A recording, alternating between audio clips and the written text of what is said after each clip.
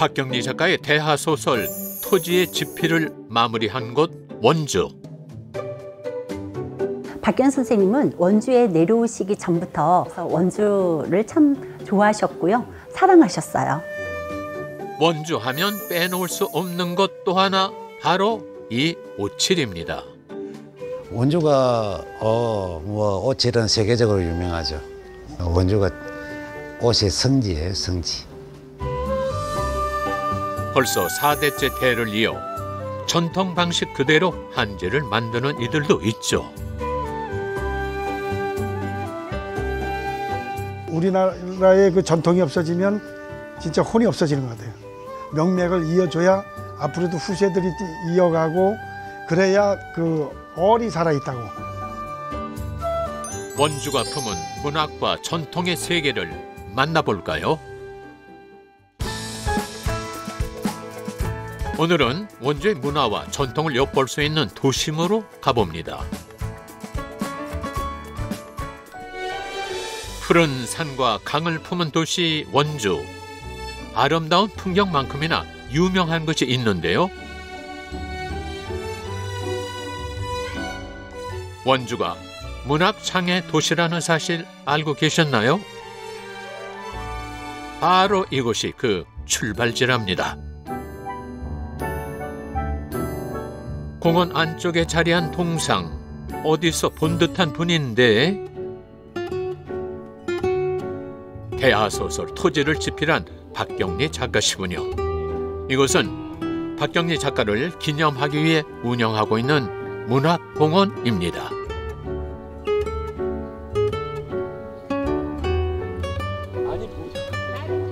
토지를 비롯해 작가의 작품 세계를 들여다볼 수 있는 공간인데요. 이곳에 문학공원이 생긴 이유가 있답니다.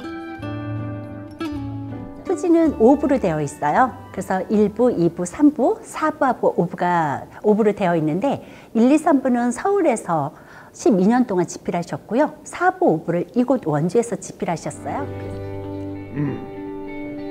1969년 집필을 시작해 1994년 탈고를 하기까지 장장 25년간 써내려간 대하소설 토지. 구한말부터 일제강점기로 이어지는 세월 동안 우리 민족이 겪어온 고난을 생생하게 그려낸 작품이죠. 공원 안에는 박경리 작가의 생전 흔적을 만나볼 수 있는 공간도 있는데요. 약 18년간 머무르며 생활했던 옛집입니다. 네, 이곳이 바로 선생님의 집필실이자 침실입니다. 이곳에서 소설 토지의 4부, 5부 집필하셨고요. 1994년 8월 15일 새벽 2시에 바로 소설 토지의 마지막 장 원고지에 끝자 쓰신 토지의 산실입니다. 박경리 작가가 가장 많은 시간을 보냈던 집필실을 비롯해 후배 문인들이 머물렀던 사랑방도 그대로 남아있죠. 원주의 옛집은 작가로서뿐만 아니라 한 사람의 여성, 그리고 어머니, 할머니로 살았던 삶의 흔적을 들여다볼 수 있는 곳이기도 합니다.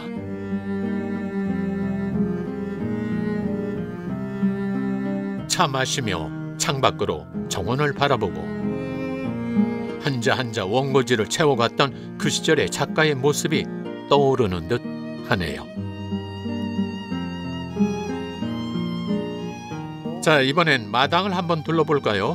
선생님께서 살아계실 때 똑같은 모습으로 이렇게 박경리 작가가 선수 1구고 가꾸던 텃밭도 있습니다. 토마토, 가지, 고추 같은 거 이렇게 다 직접 심으셔가지고 직접 또 해결하시고, 그리고 크고 작은 돌을 빼곡하게 채워 넣은 이것은 연못이랍니다. 어린 손자들이 마음껏 물놀이를 하라고 직접 만든 거라네요.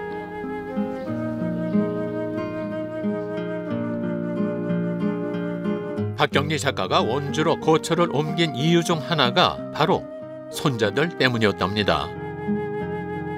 눈에 넣어도 아프지 않을 손자들을 돌보고 텃밭을 가꾸며 가축을 기르기도 했었죠. 분주한 삶을 살면서도 펜을 놓지 않고 25년에 걸쳐 마침내 토지를 완성해낸 박경리 작가. 그에게 원주는 특별한 의미를 가진 곳이었습니다. 사실 박경 선생님은 원주에 내려오시기 전부터 원주라는 이름이 참 좋다고 말씀하셨거든요. 그래서 원주를 참 좋아하셨고요. 사랑하셨어요. 한 명의 생활인으로 그리고 작가로서의 삶이 그대로 남겨져 있는 문학공원. 방문자들에겐 특별한 경험이 될 것 같네요.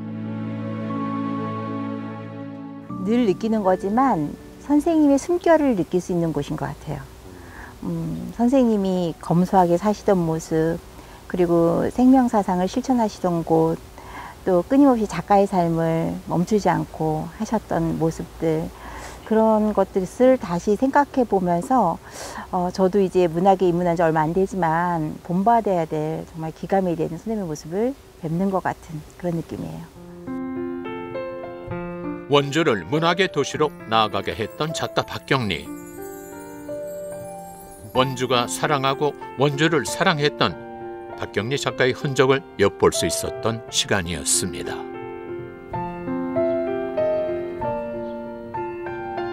이곳 원주 박경리 문학공원에 오셔서 선생님의 치마폭에 한 번씩 안겨보셨으면 좋겠습니다. 그 따스한 선생님의 치마폭이 언제든지 여러분을 기다리고 있습니다. 원주 문학의 향기를 느껴봤으니 이제 원주가 가진 보물을 만나볼까요? 바로 이곳에 귀하고 특별한 것이 있답니다. 눈길을 사로잡는 작품들. 빛깔과 문양은 제각기 다르지만 한 가지 공통점을 가지고 있는데요.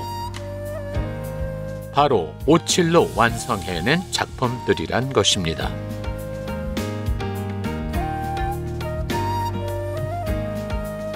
오칠 작업을 준비 중인데요.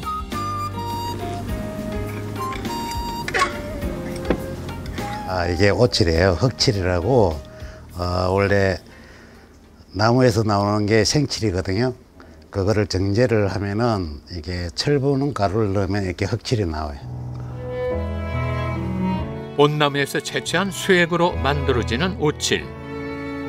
그 역사는 무려 4천여 년 전으로 거슬러 올라갑니다. 내구력이 필요한 물건에 천연 도료인 오칠을 사용하던 칠기 문화가 지금까지 이어져 온 거죠.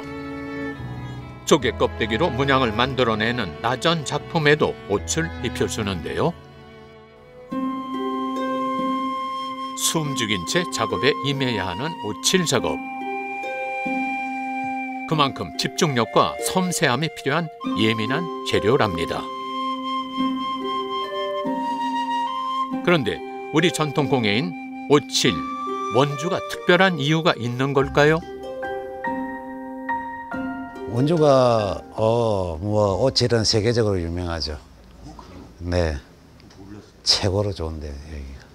원래 이북 태천이 최고였는데 그 다음 원주거든요. 그래서 원주가 옷의 성지예요, 성지. 옷의 성지라 불릴 만큼 온나무가 많이 자라는 원주는 국내 최대 주산지이기도 합니다. 오칠의 재료가 되는 수액은 8년 이상 자란 나무에서만 채취하고 있는데요. 주성분인 오산 함량이 많아 국내뿐 아니라 해외에서도 고품질로 인정받는답니다. 방수, 방충 효과뿐만 아니라 광택제로서도 역할을 하는 천연 도료 옷. 오랜 세월이 지나도 빛을 발하는 훌륭한 재료죠.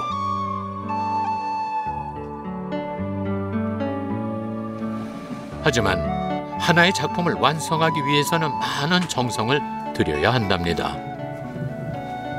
오칠이 끝나면 작업장 옆에 자리한 건조장으로 옮겨주는데요. 이 여름에는 문을 빨리 안 닫아요. 건조가 빨리 될까 봐. 나는 항상 살아있는 칠이라고 해요. 오칠을. 그 페인트 같은 경우에는 건조되고 난 뒤에부터 칠이 퇴보가 돼요. 근데 오칠은 건조가 되고 난 뒤에부터는 다시 거꾸로 살아나요. 그래서 이 칠은 항상 살아있는 칠이라 그래요. 시간이 지날수록 더 단단해지고 빛을 발하는 것이 옷의 매력.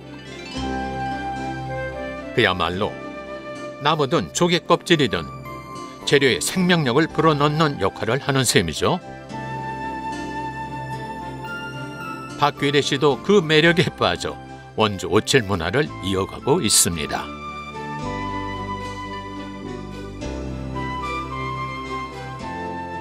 여기 내가 원주에 올라온 지가 82년도 올라왔어요. 82년도면은 지금 40년 됐죠, 그죠?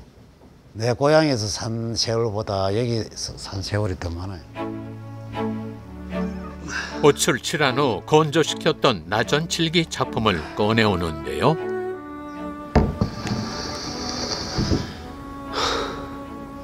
이게 이제 하루 저녁에 건조가 된 상태입니다. 이제 자개 두께보다도 한 단 더 위에 칠이 올라올 때까지 칠을 해야 되니까는 매일매일 갈아서 칠하고 그게 칠과 나전이 수평이 될 때까지. 칠하고 다시 닦아내고 수차례 같은 작업을 반복해야만 비로소 옷칠 작품이 완성된답니다. 인내와 기다림의 작업이죠.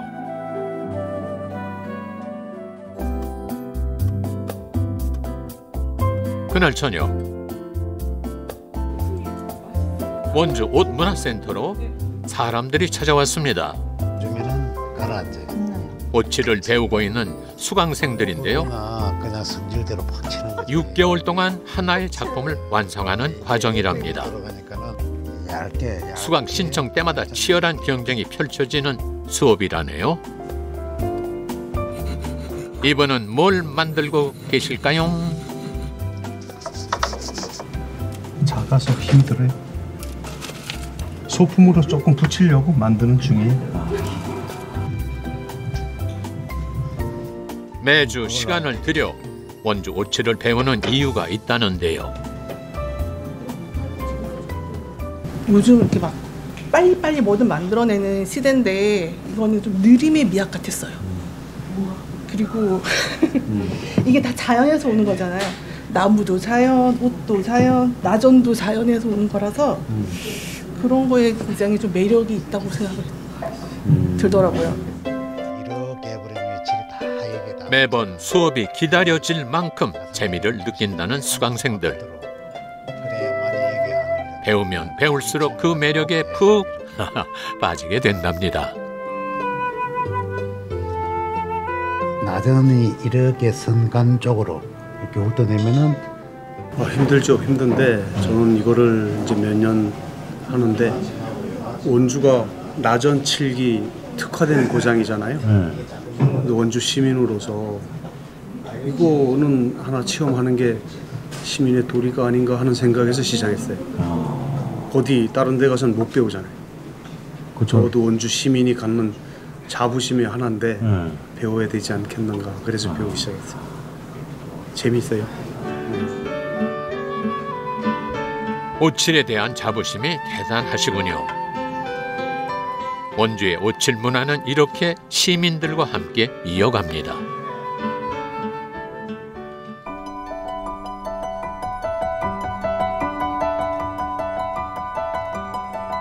원주의 옷만큼이나 유명하다는 또 하나, 은은한 불빛의 아름다움을 뽐내는 이 등들은 모두 한지로 만들어진 작품들입니다. 심지어 이 인형들도 한지를 재료로 사용했답니다. 각양각색 고운 빛깔의 종이들은 전통 방식으로 만들어낸 원주 한지인데요.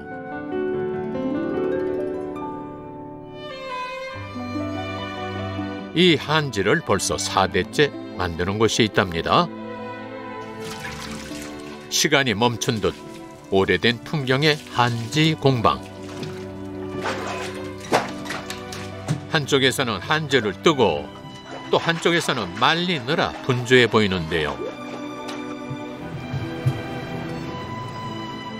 한지를 만들 때 가장 중요한 것 바로 좋은 재료겠죠? 여기 쌓여있는 이 나무 더미들이 한지 재료라는데요.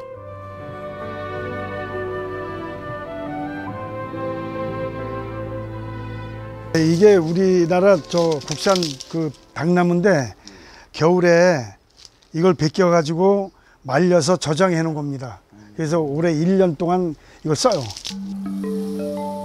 추운 겨울철에 베어낸 당나무 껍질이 품질이 좋고 한지를 만들기 좋답니다.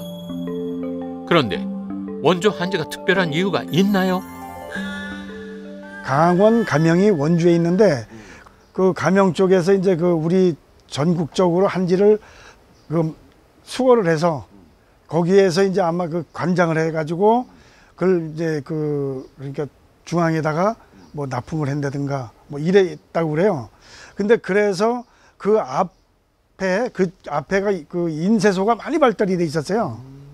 예, 그래서 이제 원주에 당나무를 갖다가 그 만드는 종이가 좋다. 강원도 지방행정의 중심지였던 원주. 강원 가명과 같은 행정기관은 물론 원주 지역 내에 들어선 사찰들에서도 한지가 대량 소비됐었답니다.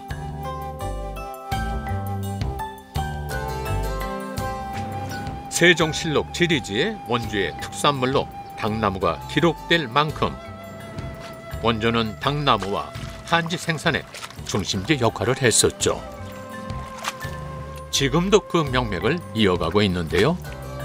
예, 이게 이제 우리나라 그 전통 방식으로 옛날부터 그 백닭을 잿물에 삶아서 잿물에 삶은 백닭을 그걸 갖다 이제 그 개울가에다가 그 이렇게 가서 많이 이렇게 펼쳐 놓으면 일광표백이 돼, 이게 햇빛에 지하수물을 올려 가지고 예, 그래 가지고 이제 지금 이 저 일광표백을 시키는 거예요.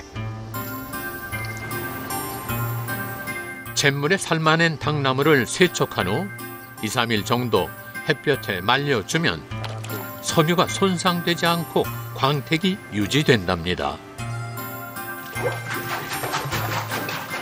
한지는 하얀 색깔 때문에 백지라고도 불리는데요. 100번 손이 갈 만큼 과정이 많다는 뜻도 있다는군요. 그런데 뭘 그렇게 밟고 계신가요? 예, 이건 지금 그 한지 뜰 때 첨가제로다가 닭풀을 넣어요. 닭풀을. 이 닭풀 물을 넣는데 그 점액을 걸러서 예, 그래가지고 한지 만들 때 예, 같이 첨부해서 같이 저 종이를 한지 만드는 거예요. 뭐가 끈적끈적한 게 있네요. 예, 여기, 이게 있죠.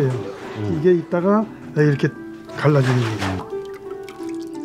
닭풀은 황초규라는 식물의 뿌리에서 나오는 점액질을 말합니다. 보여주신대요? 한지를 만들 때 반드시 필요한 재료인데요.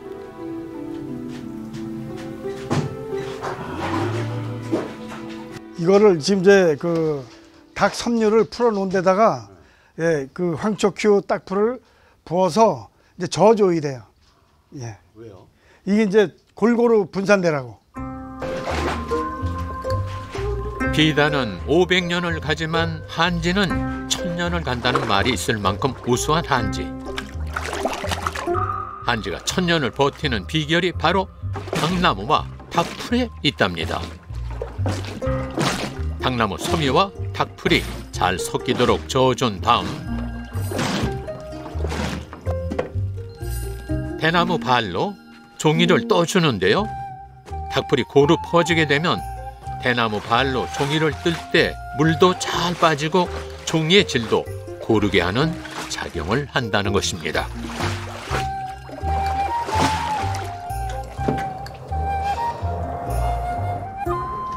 이렇게 여러 단계의 과정을 거치고 나서야 한 장의 종이가 완성됩니다.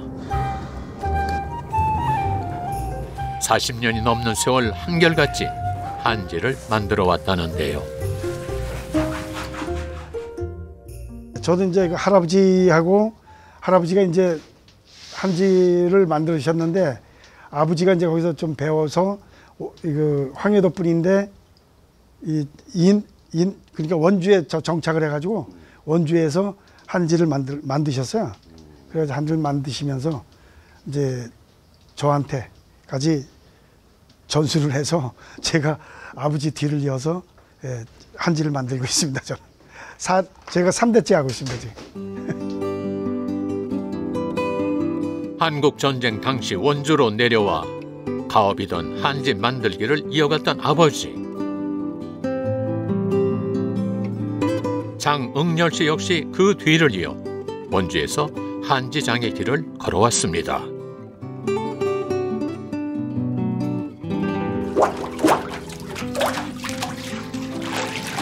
이제는 대를 이어온 가업을 물려줄 준비를 하는 중이랍니다.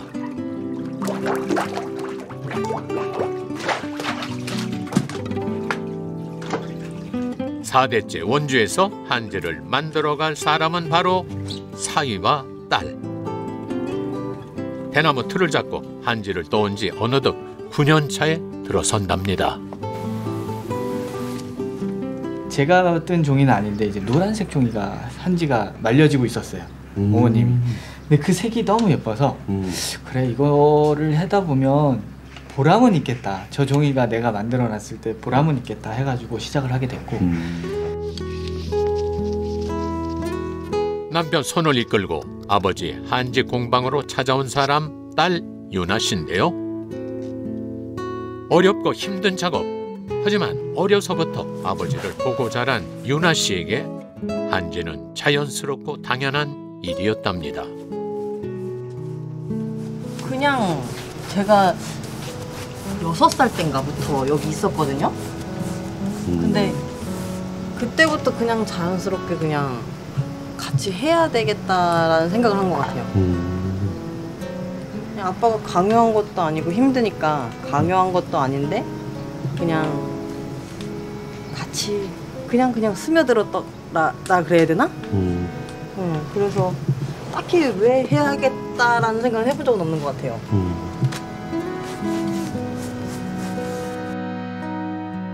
100번의 손길로 한 장의 한지를 만들어내는 한지장의 길. 대대로 지켜온 전통의 재료와 방법으로 한지를 만들어낸다는 것은 결코 쉬운 일이 아니죠. 그래도 꿋꿋이 지켜가는 이유가 있다는데요. 우리나라 이제 전통 방식이 없어지면 우리나라 혼이 없어진다 그러잖아요. 예, 그래서 우리 또 원주에 또 이게 원주 한지가 이렇게 또 명맥을 이어줘야 앞으로도 후세들이 이어가고 그래야 그 얼이 살아 있다고. 예, 그렇게 얘기를 해서 또 이제 제가 보기에도 우리나라의 그 전통이 없어지면 진짜 혼이 없어지는 것 같아요. 꼭 지키고 싶은 우리의 전통 문화와 기술. 그 명맥을 잇기 위해 묵묵히 길을 걷고 있습니다. 원주가 가진 자랑스러운 전통을 이어가는 이들. 문학으로 꽃 피우고 전통으로 혼을 잇는 도시 원주입니다.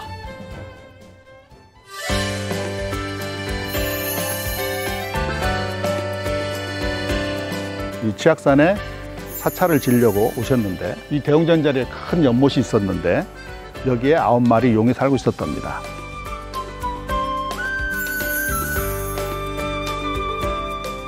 마을 한 해 아무 탈 없이 잘 되게 해달라고 빌었습니다.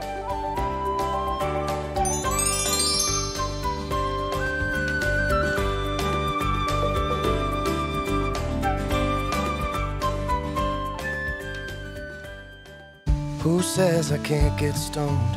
Turn off the lights and the telephone. Me in my house alone. Who says I can't get stoned? Who says I can't be free? from all of the things that I used to be. Rewrite my history. Who says I can't be free? It's been a long